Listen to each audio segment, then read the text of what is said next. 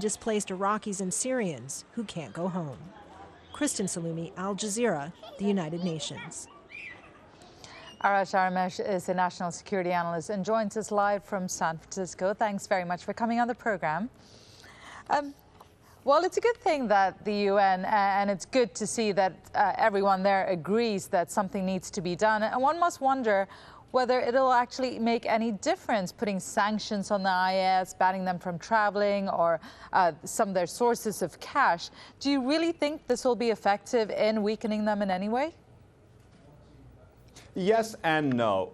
It seems clear that leaders in ISIS or the Islamic State are not necessarily interested in traveling via international borders to come to the West, or some of them come back to the West, unless for purposes of wreaking havoc. But this sort of choking, tightening the noose around the financial neck of ISIS can be effective. Let's not forget that about $1 million worth of illegal oil is being sold every day by ISIS in the black market. They control some of the most oil-rich parts of Syria, that's northeast and eastern Syria. They also control parts of Iraq, but Iraqi parts they control are not really oil-rich. That's one thing. Second, there are some rich funders that these countries have, private donors in some countries in the Persian Gulf. There are families in Qatar, in the United Arab Emirates, in Saudi Arabia and Kuwait who have not shied away from showering ISIS with cash. Their bank accounts in Zurich and in New York might come under scrutiny, and that's a positive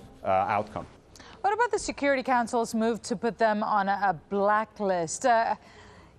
Already dealing with them is seen as a hugely negative motion. Do you think this will make any difference?